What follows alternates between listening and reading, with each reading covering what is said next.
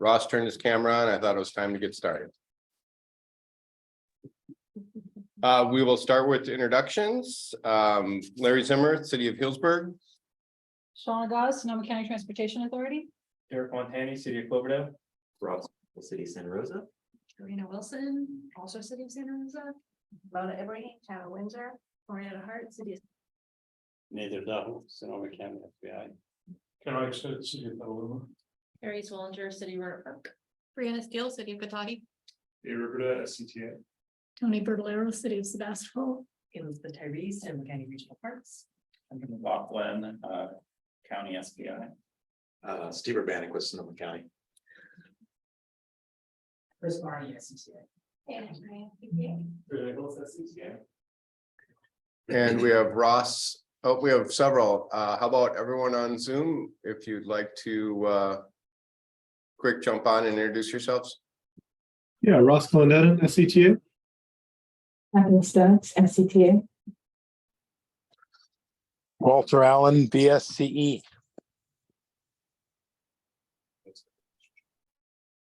What was that? I think that's everyone. Okay, excellent. Thank you. Just so you're in the right place, this is the Sonoma County Technical Advisory Committee. And the first order of business is public comment. Do we have any public comments? Any hand raised on Zoom? Not seeing any. On to approval of the meeting minutes of May 25th. There was no meeting in June. Does anyone have any additions, corrections to the meeting minutes? Seeing none, can I get a motion? Motion from Sonoma County, a second. Seconded by City of Santa Rosa. Thank you. That passes unanimously if no one objects.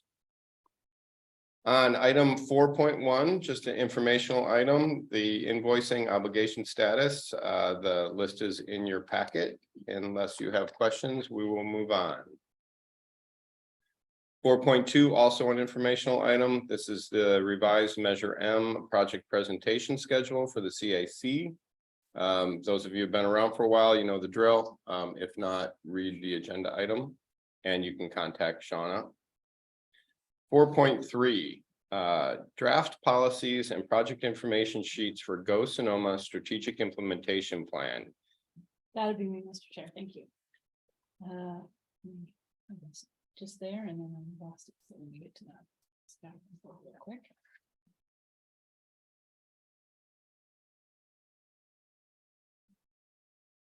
There we go. So as most of you are aware, we passed a measure in 2020 that extends our Measure M. It's called the Go Sonoma Act. It is a 1/4 sales tax. It will continue Measure M through 2045. Part of the requirement of the act is to develop a strategic implementation plan by December of this year in order to have all of our policies and procedures in place once the act starts collecting revenue. So in an attempt to start that process, we have developed what is contained in the packet today. Actually, I think it's a link. So hopefully you guys have all had a chance to look at it. Not very much should look different. A lot of it should look pretty familiar to you because it's based on the Measure M strategic implementation plan. However, there are a couple of things that I would like to draw your attention to. The first being the policy that is proposing that we have quarterly status updates, quarterly reporting. It will not be the financial reporting, it would be project status reporting.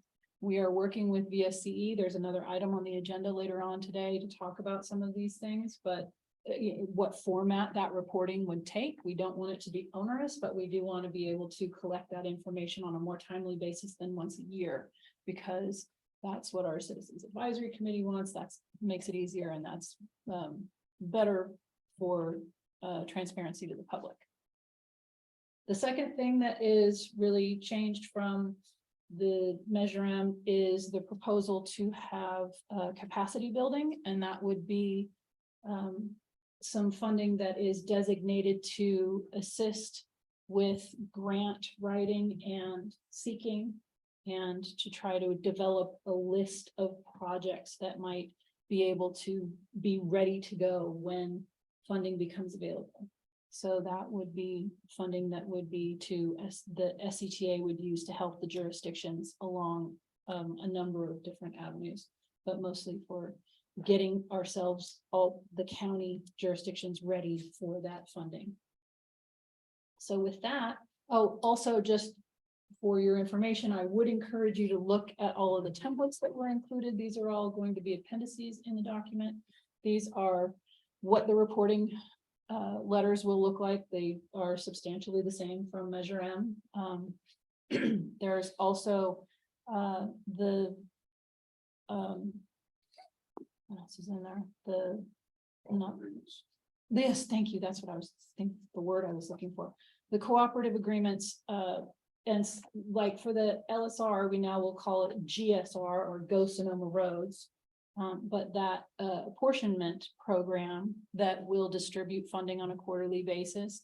A lot of you might not remember when we actually signed those agreements that you all have with us in 2004 when Measure M passed. So I want everybody to have a chance to look at what that agreement looks like also and have any comments that you might have. But it's substantially the same as what it looked like for Measure M. And then of course there's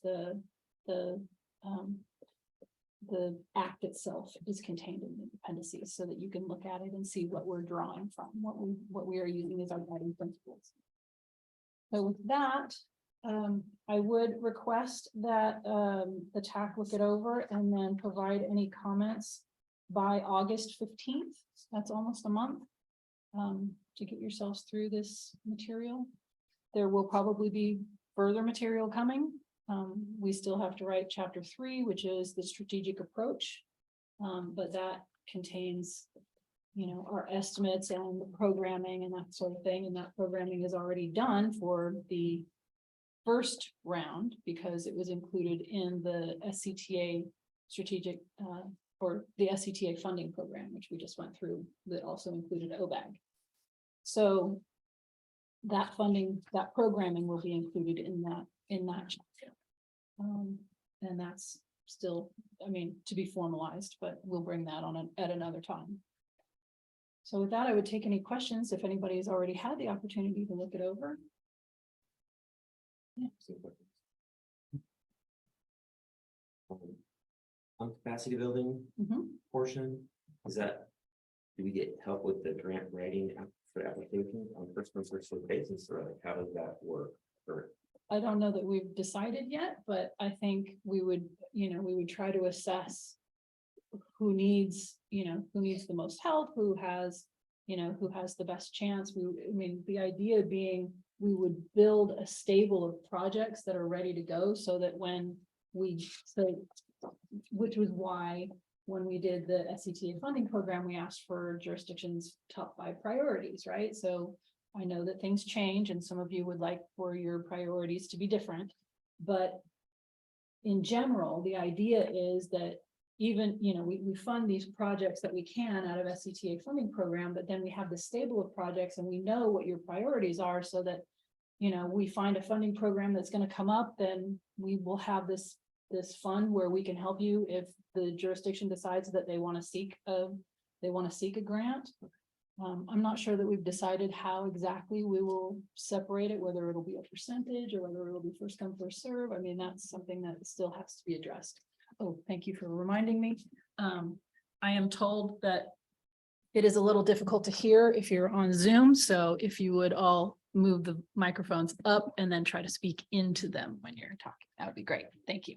Yeah, as Shauna mentioned, we've left the kind of draft policy rather vague because we don't know how it'll be implemented. That kind of will tie in with item 6 on our agenda as well, where we're going to talk about kind of what are your needs. But the idea with this potential funding would be that we'd have available for technical studies, for cost benefit analysis, greenhouse gas reduction analysis, and even public engagement. It could be a first come, first serve. It could be, we know there's X project going after a federal grant and we want to help that project. We really haven't determined how that would work yet, but we're welcoming your feedback on that. Yes. That, you actually touched on one of my other questions, which is in the scoring criteria related to the GHG criteria in there. I have a concern about that because that would be something that typically we'd have to go out to get a consultant to help do or to hire, and that would just add length to the process potentially for, applying for the grants or whatever. So if there's aid related to that in the capacity building portion, that could help. My other suggestion was to take that piece out. That's not an option. Or Because it is. just to make it qualitative instead of quantitative. I mean, because, yeah, I mean, the more bells and whistles we put on the different criteria, the more time it takes for the application to be submitted and to gather all the information. So I'm just trying to make it less onerous and more onerous on ways to, get the projects constructed. Sure, I understand. We do have obligations because the measure is, it has goals of its own and it is tied to the CTP, which does have GHG reduction goals. So, and we've heard pretty clearly from our Citizens Advisory Committee and from the public that they want more of that rather than less. So I think it's less likely that it's going to be removed, but we will certainly take it into consideration and add it to the things that could be considered for aid when applying for grants. Yeah, Sean, I think key word is goal versus requirement when it comes to that kind of stuff. I think everybody here would agree that's a good goal. Whether you can actually achieve the goal on a given project or in a given time frame is important. And I understand a thumb on the back of everybody's projects, but some projects are the projects, and we're not going to come up with the magic solution for greenhouse gas emissions other than getting rid of cars or some other emission source. Asphalt's asphalt, concrete's concrete. That's true. All the I other also stuff is think the that same, but so that's why I'm kind of agreeing with Rob here, maybe a little more emphasis on these are goals versus requirements. And if you're going to have criteria to evaluate projects based on a goal, that's one thing. If it's a requirement, then it's another. well, I think, in my experience, just in the last probably 4 or 5 years, the focus has really been on including that kind of information in grant applications. So I don't see us getting away from it, but Yeah, I could duly noted. Yeah, I think there's a distinction between a requirement versus a goal. We shall have so many tons of greenhouse gas emission reduction in your project versus, try to choose treatment types or project types that have an opportunity to minimize greenhouse gas emissions.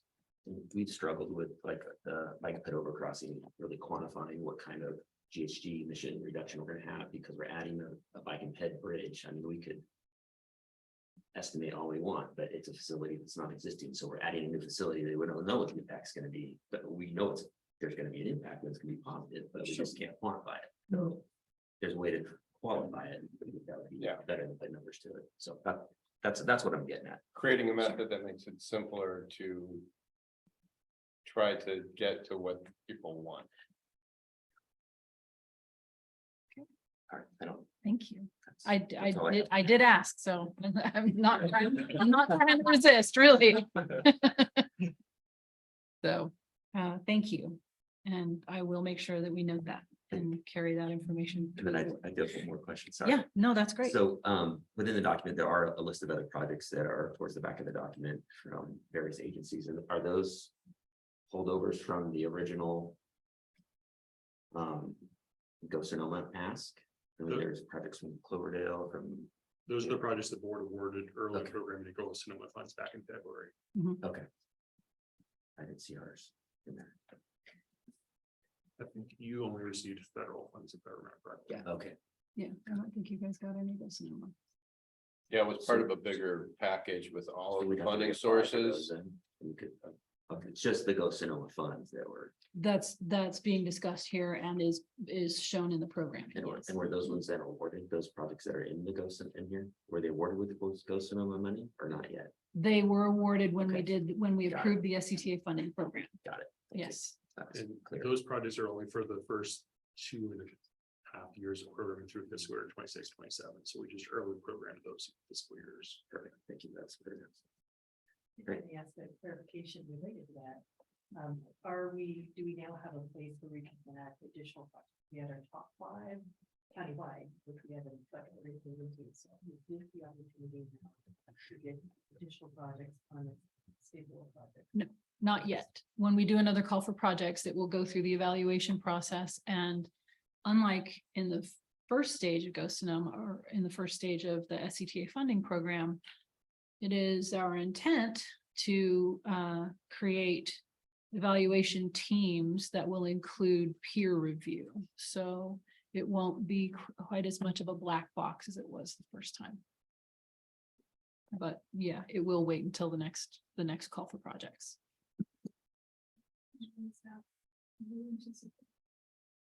Probably not for at least another year. We just finished.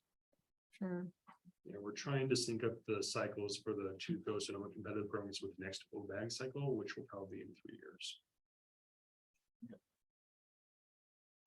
The only programming we're going to do before then is we have the 2024 STIP funding cycle, which we'll be discussing probably in August and September with this committee, and then the regional measure 3 North Bay Transit Access Improvements Program, which we'll probably be discussing in December or January.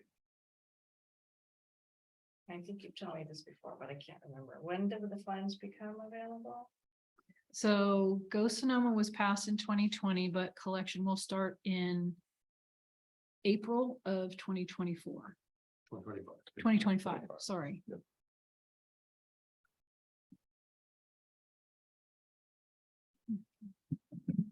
So the funds will be available in April then?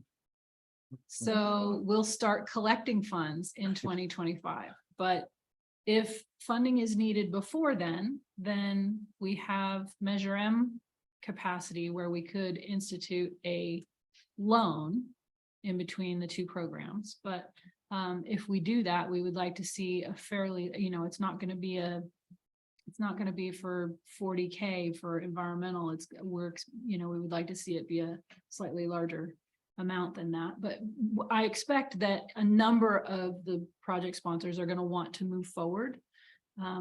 So we could bundle them and that would achieve the same goal. We're looking for potential projects that were ready to go this fiscal year when we were developing our draft budget back in May. It sounded like there wasn't really a lot available to move forward at that time, but we can consider it in next year's draft budget, which will be developed next week. What do you guys estimate to be the remaining balance out of the Measure M funds when we get to 2025? That'll still be on the table. We got to figure out what to do. I know we have that $20 million kind of program that we can put forward another project, but Well, no, there's the list of projects in Yeah. Measure M. So those are the projects that'll get the money until the money's gone. And we did that. We just recently adjusted that policy so that we would be able to, as you mentioned, sort of create a reserve. Thank you. That's the word, man. The reserve so that any project that would need funds, perhaps a project that is,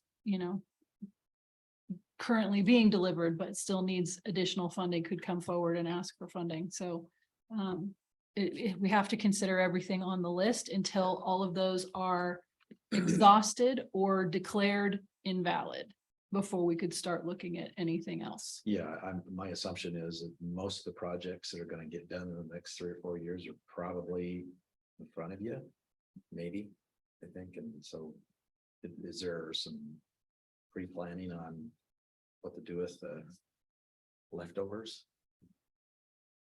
I mean, I'm not expecting there to be leftovers. I'm expecting us to use what's there. Okay. Between the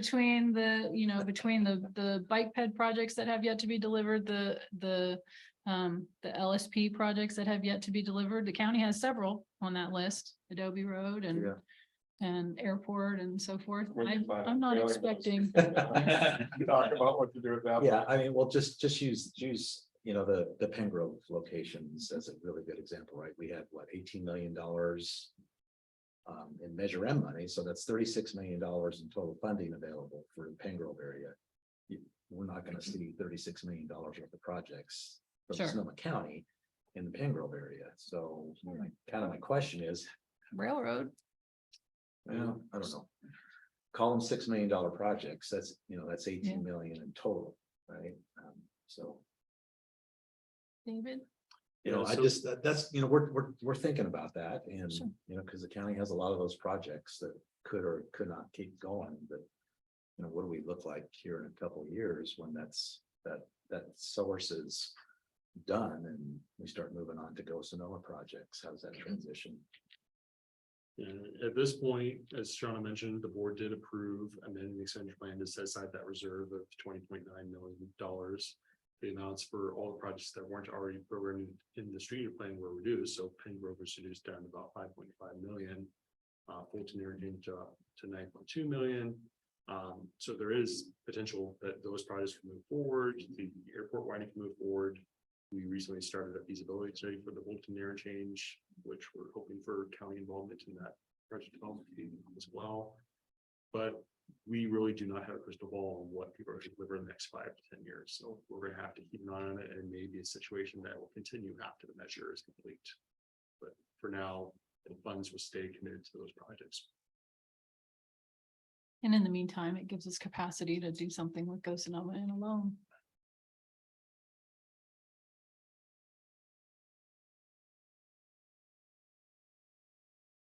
Okay, I guess the only other comment I have is, you touched on a little bit, is the project selection team for the priority projects. Thank you for listening and opening up the box a little bit for us to get involved with how they're getting selected. I think that's one of the big issues we had with the last process. It's kind of dark. So, well, thank you. by necessity, but sure. I'm happy to do it. But before we leave this, I have a question.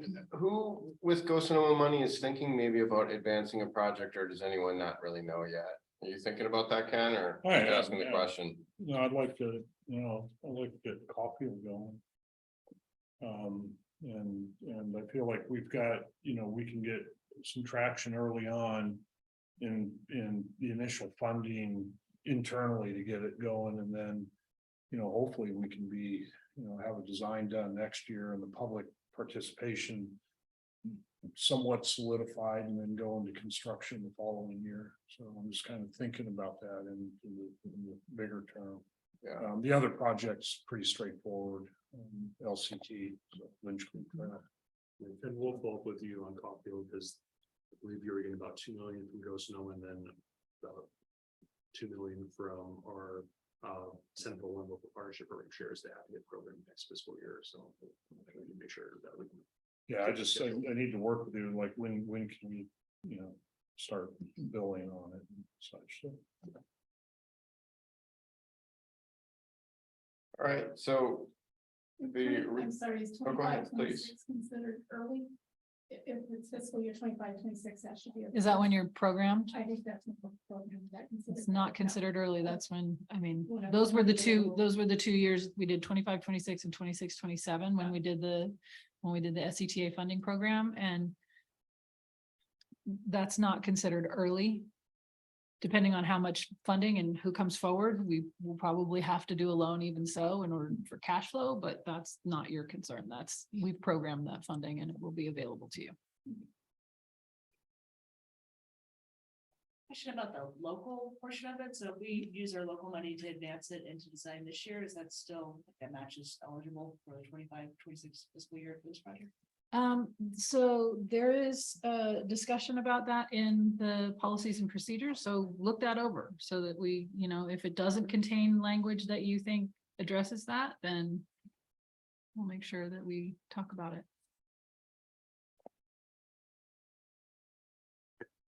any other questions? So again, comments back on the draft policies to Shauna by August 15th. Yes, thank you. Onward to items 5, 1, and 2, the regional information update.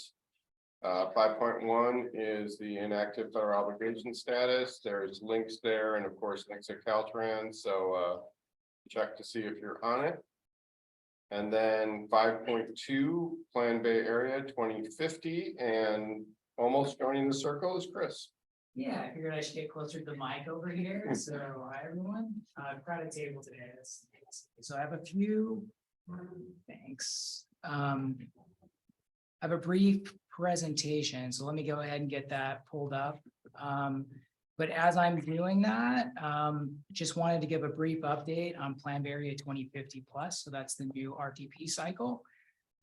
So we're a little ways into that right now, but MTC is officially kicking everything off right now. They have a new website that's live now, so information is being pushed out there. So that's included in the TAC agenda packet. There's a live link there. And let me get this shared. So I just wanted to give an update on the schedule and new projects. So let me go ahead and get this in read mode there. All right. So MTC has officially kicked off Plan Bay Area 2050 plus, which is the current iteration of the regional transportation plan. They've indicated that this is going to be a limited update. That means a few different things. One of the big things is there's not a regional housing needs assessment associated with it. So the stakes are a little bit lower than usual when looking at the forecasts. But also they're expecting the revenues to be down and the needs to be higher. So the opportunity to add new projects is going to be lower than they've seen in the past, or they've anticipated in the past. So here's a high levels schedule looking at the transportation project list for the regional transportation plan. So we've actually already taken a look at our existing Plan Bay Area projects. Just to provide a quick overview of what those are, we have kind of a category covering corridor and interchange improvements, local bus service frequency or headway improvements, and then 2 smart rail projects in there as well. So these are all big regional projects. So we've updated information associated with those projects. And right now, MBC is opening the window to think about new big regional projects that should be included in the regional transportation plan. So I'll be talking a little bit more about that today. So what kinds of projects should be included in the RTP and have a little discussion associated with that. And also talk about other projects a little bit. So they're going to be finalizing that list of initial submissions through September, doing some analysis and performance assessment through the winter and next spring, and then finalizing the transportation project list next June. So the schedule right now is to adopt that final financially constrained project list next summer. So right now we have the opportunity to suggest new projects. In the meantime, that analysis will happen. They'll come up with the amount of money available for the total plan. So even though we submit projects, it's going to be constrained by that amount of money available at the regional level. So there's going to be some negotiation and back and forth, and will work with us to identify which projects are actually included in that financially constrained project list. So moving along, James reminded me about this graphic that kind of gives a good overview of, transportation lists and transportation projects in the region. So that blue circle shows the universe of total transportation ideas. So these are projects in CIPs and general plans and our comprehensive transportation plan. So all those visionary type projects, right, that may not have been developed very much yet. The RTP is, when you get to that the financially or fiscally constrained portion, they look at revenue projections and try and come up with a vision or a look of what will help the region meet regional goals and objectives. And part of that, these RTP projects are really projects that will need federal, state, or regional funding to be completed. Then you move to the TIP, so those are the near term financially constrained projects, and then committed projects, so projects that are actually moving towards completion. So there are two different types of projects in the regional transportation plan. One category exempt projects, and I'll talk a little bit more about those, and other are regionally significant. So there are quite a few criteria associated with that, which I'll go through as well. And I think Drew was going to get these slides up on the website or attached to the meeting notes, so you'll have all this information in one spot. I would say I did attach a memo from MTC to the agenda, so all this information is in there, but it might be easier to digest in this slide format. So exempt projects are projects that are exempt from regional transportation air quality conformity or with categorical exclusions from NEPA or NEPA that have been provided by FHWA or FDA, the Federal Transit Administration.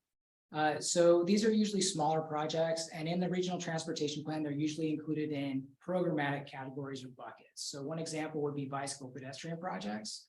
So instead of listing all of those out in the regional transportation plan, there's a single line item with a dollar amount attached that's, you know, bicycle pedestrian improvements or completing, you know, bicycle pedestrian plans. So things like that with a dollar amount. So a lot of those smaller projects are included in those big programmatic categories. So in those categories, there are similar transportation projects identified as a single listing, as I said. They're usually grouped by project type and geography. And here I did include a few different examples like minor highway improvements, widening of local streets, bike bed improvements, things like that.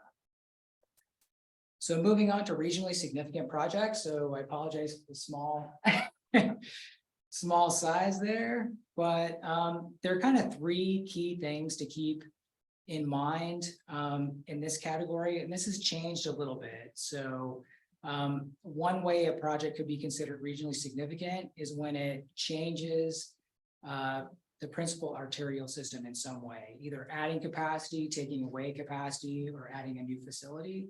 And kind of the threshold there is a quarter mile. And there are three different kind of categories there, you know, either, you know, adding new lanes, taking away the number of lanes, or adding a new facility. So it's all listed out here in the bullets when you get these slides.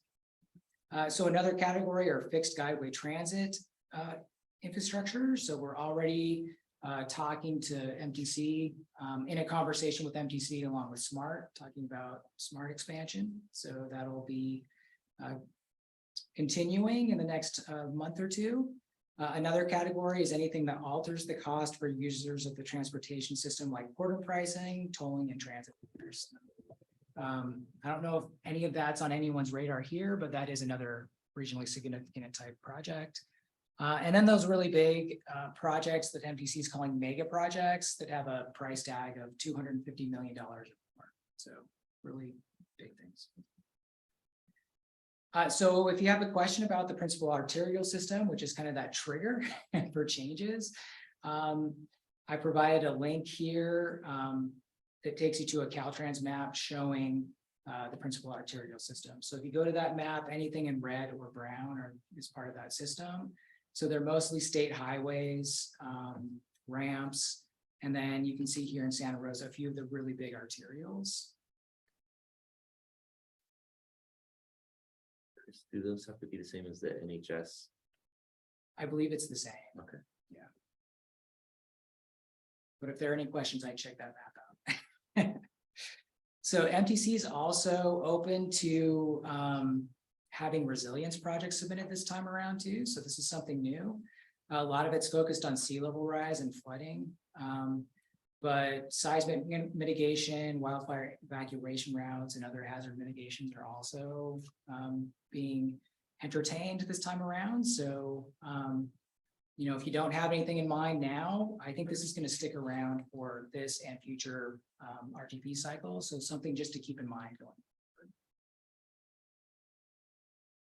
So this is the process to submit new projects. Keep in mind they should be regionally significant. So if you have any questions, please reach out to us and let's have a conversation about whether or not we think they are. But the project should be included either in our comprehensive transportation plan or another adopted plan or study. And if it isn't another adopted plan or study and it's not in the CDP, let's talk about getting it in there. So that's important as well. The project should be operational between 2025 and 2050. And this is an important one. It should be expected that you'll need federal, state, or regional funding for the project. So, so MPC is working on a project template. So if you do have a project that you think should be submitted, we can get that over to you and work with you to get the information that needs to be in there. Like I said before, resilience projects are on the table now. No board or council action is required for this right now, but we do recommend that they're aware of any submissions. And we'll be taking an informational item to our board on September 11th to kind of let them know any new projects that we're recommending. So the initial list is due to NBC by September 1st. They'll be finalizing that by September 30th. So in order to get something ready for our board and get the ball rolling with MPC, please provide project ideas to SCTA, myself, David, and Shauna by August 17th. And please let us know if you have any questions about whether or not the project is worth submitting. And these are some recommendations. So James, David, Sean, and I kind of collaborate on this. So it's good to have someone other than a planner kind of involved in this that's more familiar with programming. So here are a few recommendations that we had when considering adding projects to the RTP. So first off, most smaller projects are going to be covered by those programmatic categories. So if you have any questions about that, let us know and we can help identify those. So these submissions should be advancing with local funds through the project development project. So they should be underway. There'll be another chance in 4 years, right, to add a project to the RTP. So if it's not ready, and that'll change in that next 4 years, we do this periodically, right? So it's not like now or never. So like I said before, the revenues for this plan are expected to be lower and the needs higher. So even though we submit projects, it doesn't necessarily mean it's going to be added to the final RTP list. So just something to keep in mind. And then we'll be kicking off a comprehensive transportation plan, over the next year or so. So we'll have a chance to start advancing projects through that process as well. So that's where we're at. I just wanted to provide some information on that and, answer any questions and just let you know if you have any ideas or big projects that you think should be included, let us know and let's work together to get those submitted. So, maybe before we turn things back over to you, Mr. Chair, we can see if the projects and programming folks have any comments to add. I think, Chris, you handled quite a lot of it. I mean, the important part is that it should be, in order to be included, it needs to be regionally significant. Or it needs to be something that is really likely to move forward, since we are going to have this opportunity. And this RTP is sort of a RTP update light, because they're not including the arena because they're trying. So we're expecting that the next round will be more robust, where we could include a lot more projects. But if it is something that you feel really should be considered, then it should probably be in the CTP. It should probably also have either a PID or be on the PID work plan, so that, because it's going to be, it's going to be one of those major arterials, which is probably intersecting somewhere with a highway. So it should probably have one of those documents that is really sort of demonstrating the commitment of moving forward with that project. David, do you have anything else you want to add? Yeah, and I think really, if you look at the existing project list, there's already some interchange projects on there. And it's just a question of, do we have anything new that people are working on that wasn't in the last regional transportation plan? Is it something that we're not aware of that's a big project that you have in the works that is going to be pursuing state referral funds? I think, like Sean said, this is a light update, so we're not expecting to add a lot of new stuff and may have to cut back on some things. But in the last update, we really pushed for the smart extension to Gillsburg and Cloverdale to get included, and it wasn't. And I think that'll be the big push again from smart and from our board this time around.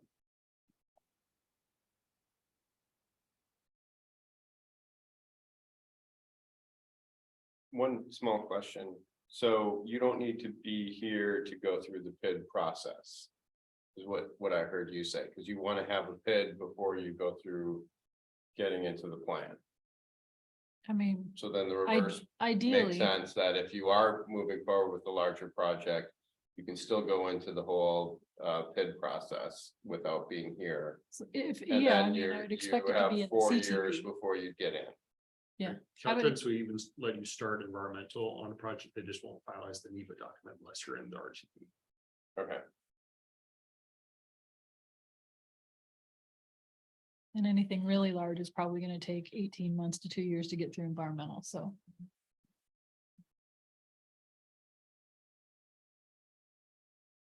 Any other questions? Question, do you have any projects that you see are viable for this? Do you think, as an example? I think one project in particular we're thinking about, given Petaluma's priorities, is the Coffee Bridge. Might be a suitable project to put in the list. Perhaps in favor of the Rainier interchange that we know is no longer a priority for the city. So that was one we were thinking of. It's just a question of whether it quite fits that quarter-mile of new roadway criteria that NBC is looking for. We know it's less than that, but I think given the size and the promise of the project and the change in make your circulation element of your general plan, I think it probably should be in that area.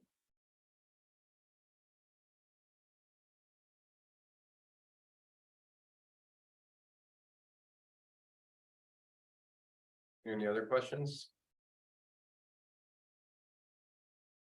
All right, moving on. Thank you for that, Donna. Oh, sorry. Thank you for that, Chris. Yeah. Just have it. We just blame Sean for it. Item number 6, update on the VSCE task order for project list management evaluation. It's the follow-up from the last meeting, I believe. Here's the chair, I'll be covering this one, and I believe we also have Trinity and Walter from VSC on the phone in case there's any questions. I just wanted to jump in right here. So as we've been talking about today, we're really looking at ways we can help you plan, fund, and deliver your projects. Whether we can simplify things, where we can help guide you through the process better, stay on top of things so that stuff doesn't fall through the cracks. That's kind of our goal here. We're wanting to plan, fund, and implement projects. So right now we're kind of in phase 3 of this study. The first one was confirming the objectives of the study. Phase 2 was establishing the baseline, including a lot of the interviews that a lot of you participated in with VSCE, and we really appreciate you going through that. Right now, we're working on developing the solutions and looking at different options, coming up with recommendations before coming back to this committee and the rest of our committees and the board on taking buy-in approval of whatever recommendations we come up with. So really kind of, we had 2 elements in the interviews. One, we were looking at your capital improvement programs, how those are built. Also talking to your planning staff on how the general plan works and how that ties in with your CAP and how that kind of builds toward what projects you're looking for. And really, as you all know, you work on your CAPs pretty much every year. It takes a lot of time on your day, and really there's projects that are funded and unfunded in your CAPs. And the general plan is very much a high-level policy document. It doesn't really usually go down to that level of detail on a specific road project. Really, we know that you're working on a lot of projects, and a lot of times you have to use consultants for projects and grants. However, that can be a very lengthy process to get those consultants on board. And as we talked about earlier, sometimes you need them for those bigger grants. And a lot of times there's a variety of projects you're working on.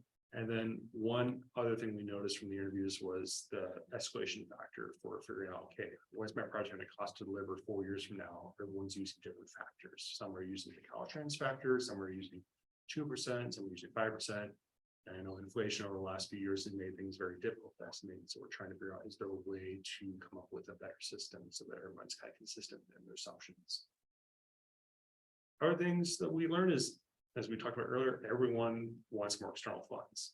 Some of those funds, like federal funds or TFCA, are sometimes more trouble than worth because of reporting requirements or Caltrans. We understand that generally state funds and local funds or regional funds are easier to deal with than federal funds.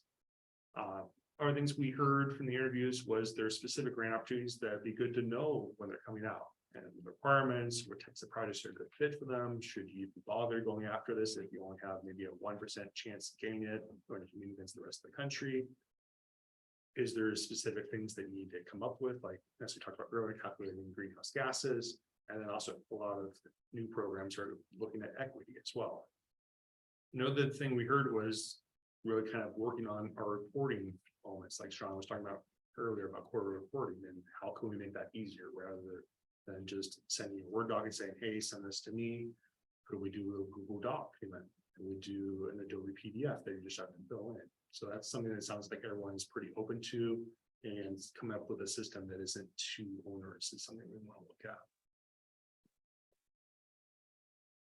So as I mentioned, generally it sounded like everyone was okay with quarterly reporting as long as it wasn't too onerous.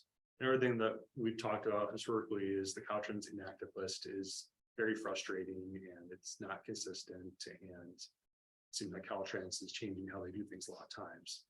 And as I mentioned earlier, looking at reporting requirements that are just really too onerous is not something that you want to do. So kind of looking at the people part of this process, one of the things that we heard was that SCTA established an on-call list last year. A lot of you also have your own on-call list, but having that type of resource available where you can just pick up the phone and say, hey, can you give me a quote to do this little deliverable for me over the next week or two? That's something that's very helpful. Another thing we want to do is, instead of putting you on the spot and talking about, hey, why is your project inactive? Why aren't you invoicing? Maybe we have a separate forum where we meet with Caltrans local assistants and all of you, talk about issues on projects quarterly, to kind of develop that relationship with Ken Nguyen and his replacements, where they'll be over at Caltrans and trying to help you deliver your projects. So I think that's definitely something we want to consider. As I mentioned earlier, we did establish an on-call list last year that will expire in 2027. We had talked back in November 2021 on whether or not we wanted to set it up for all you to be able to use that on-call list, and there wasn't a lot of interest at the time, but maybe that's something we can revisit. Or perhaps there's a way for SCTA to procure this all for you and provide that assistance with that capacity building funding that we were talking about earlier. And I think definitely we want to focus on those quarterly meetings with Caltrans to help you out. And as I mentioned, there's that funding that we may want to tap into to create opportunities to help you with grants. And I think that's definitely something that hopefully all of you will be supportive of. Another thing we want to try to do is see if we can align our processes so that we're not hitting you with, hey, you have a grant due June 1st when you're trying to get your CIP approved by your city council or your board of supervisors at the same time. We all know that end of the fiscal year is a very busy time for all of us, and we want you to try to avoid having you have to drop everything to put out a grant application at the same time. So as I mentioned earlier, that draft policy that we're talking about for the capacity buildings is in section, it's policy 4.5, policy 5, section B. So it's in that PDF that was linked to Shauna mentioned earlier. So go and check it out. Give us feedback on that. It's something we definitely want to look at if that's something that everyone's going to support, and see how best we can help you out on projects and grant applications. And I think that's also going to help us figure out what are the unfunded projects out there that are a good fit for Senate 1 or federal opportunities. There's a lot of grants out there, and there's just not a whole lot of projects on our bench right now that we're aware of that would be a great fit for many of these, but we want to develop that shelf of projects so that we can all help you deliver projects that benefit the entire county. Looking at tools, as I mentioned earlier, we're looking at potential ways to streamline the quarterly reporting process or annual reporting process to make it easier for you to give us up-to-date information on where your project's at, so that we can help you out if you have a delivery issue, if you have some kind of obstacle with Caltrans or environmental, so we can try to give you advice on how to move forward. And as it also mentioned, we want to try to give you better guidance on what kind of cost escalation factor do we want you to use. That way you don't have to come in 3 years after you get funding and say, hey, I need more because I didn't plan for enough funding to deal with inflation and construction cost increases. We also want to work with MTC to kind of build a funding matrix where we can just say, hey, these are all the opportunities that are out there right now. These are a good fit for these projects. here's all the information you need to be able to go after and apply for. That way, we're not scrambling last second to pull together, say, station, Safe Streets and Roads for All application like we did a couple of months ago. We want to be able to get you enough heads up that you can go back to your city council or board of supervisors and say, hey, we want to go after this grant. We think this project is a good fit. We want to be able to give you that information up front and early. On the reporting, we also want to look at what we can do to have different reporting for different project types. What you would be reporting for a highway project is very different from what transit project will be reporting, or bicycle pedestrian project in some cases. So we'll make sure that whatever template we come up with will work for all projects. And really understanding your ability to use different types of software is very important to us. Whether it's Adobe, something like Microsoft or Google, we want to make sure that whatever template we come up with will work for everyone. We don't want to go out and spend hundreds of thousands of dollars on a proprietary software that no one can use, or we're going to have to pay a lot of money to keep paying for licenses or something. We want to make it easy to use for everyone. That way you don't have a big learning curve and don't have a lot of time to take on this. So one of the things we're going to have to consider is look at what type of software we're going to do, that we come back to you next month on some more details on recommendations on different softwares. And then what we're trying to hear from you is also what categories of information do you need to know so that we can come up with a better list of grants, so that you can kind of tie a grant to a specific project and figure out what project would be a good fit for that opportunity. So for the reporting, once we have a software tool developed, we'll probably be reaching back out to you all for feedback on that and kind of testing that online submittal process. That way, everything's very easy by the time Go Sonoma goes into effect in 2025. So as I mentioned earlier, our next step is to develop the final report and then get buy-in from our management and back through this committee and all the other SCTA committees over the next 3 months. We're hoping to go to the SCTA board with a final recommendation on how to best streamline our processes and come up with a recommendation on reporting and other things by November. And with that, Mr. Chair, I'm happy to answer any questions that you may have. We also, as mentioned earlier, had Trinity and Walter from VSCE online as well. Thank you, David. Anyone have questions?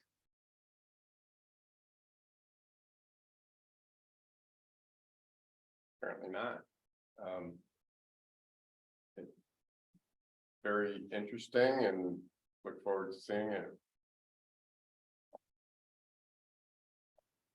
Very much. Item number 7, the SCTA RCPA board meeting of July 10th. That's the wrong date. The upcoming one. Yeah. The upcoming one would be September 11th.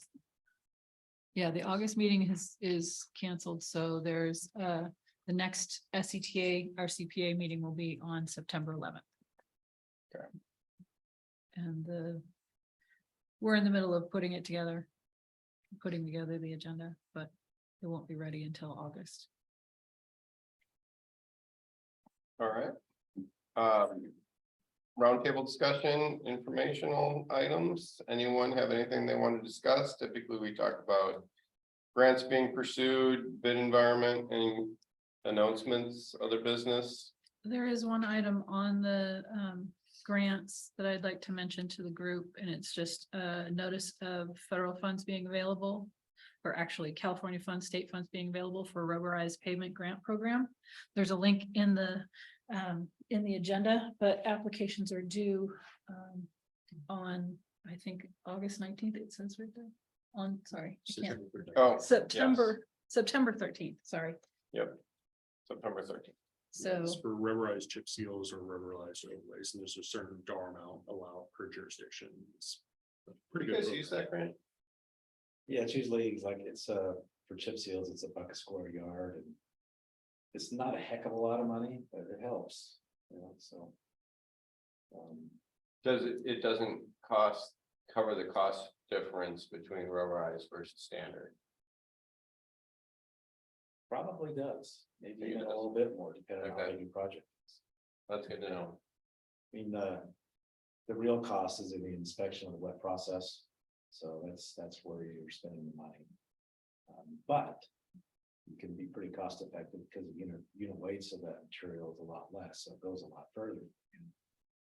So, and depending on your application, if you like using a overlay or something like that, 1,500s of rubber is equivalent to 3/10 of conventional. So when you look at a unit price of, say it's $125 a ton for rubber, the conventional for your projects are 120, depending where you're at, right? Or even 115, will make a big difference. And where do you find that difference? Like if you're doing a standard design for a structural section, how do you know how much thinner you can go with the rubberized? There, all that information's in the Caltrans design tables. Okay. So it's all there. And you can't use the half equivalency. I want to say it's past 2,500 or 3/10, I think. But I think it's 2/10 is the max you can get out of it for your equivalent. And we typically just use it for reflective crack and control types of projects. Something where we're doing 2/10 or 2,500s or less. It gets to be pretty cost effective because in unit weight differences, 5 pounds a cubic yard is quite a bit when you're looking at 90,000 tons worth of material in a given project. Does anyone else use that? Yeah, we have for a cake sale. But we have small amounts, so it wasn't, Yeah. I think you guys did some asphalt rubber chip seals back in 2008 or. Yeah, it was a while 2010, ago. Like that.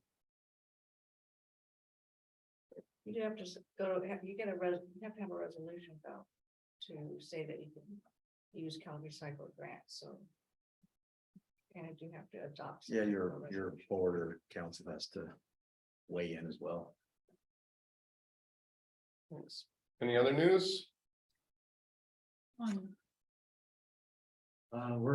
We're engaged with San Francisco Bay Water Quality Control Board over FDR projects. And an interesting little wrinkle that came out yesterday is North Coast has actually joined us as an ally against the San Francisco Bay's positions on how they're going to introduce LIDs relative to pavement maintenance activities.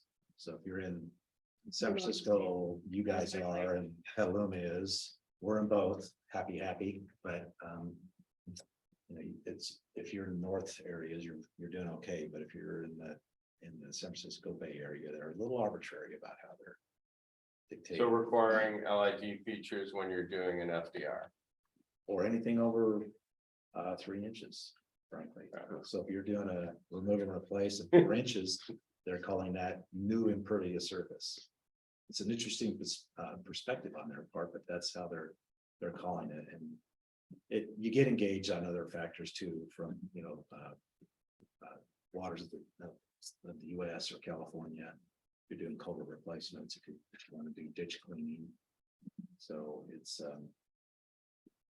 their perspective really is colored by an urban environment versus a rural environment that most of us have here, or have parts of. So it's a little different perspective. I think the North Coast folks have a little different perspective when it comes to those two distinct types of projects.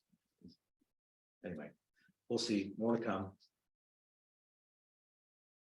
Anything else? Maybe a new CIP manager in Santa Rosa? Yeah, Karina Wilson is our new transportation planner.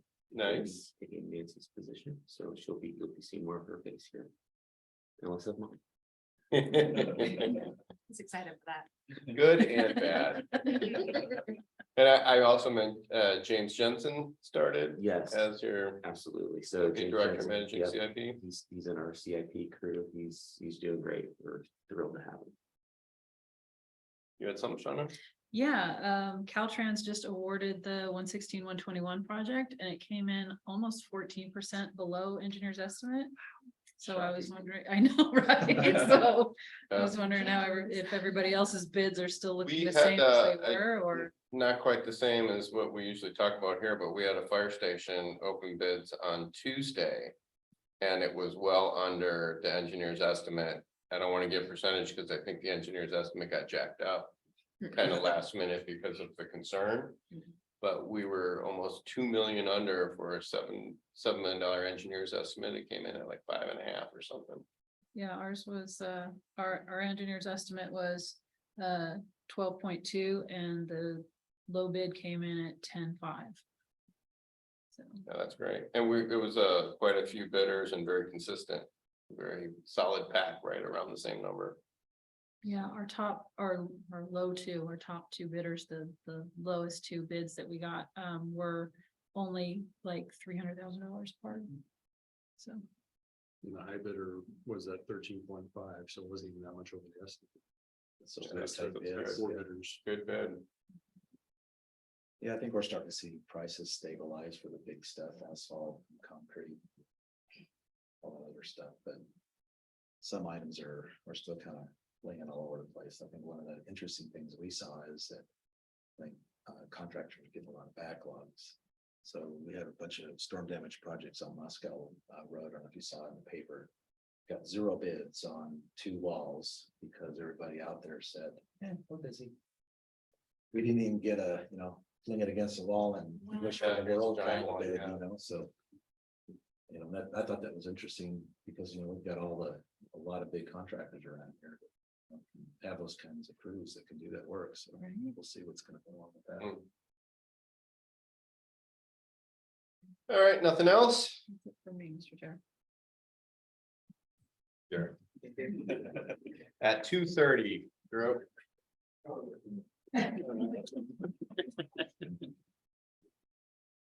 Nice to see everybody in person again.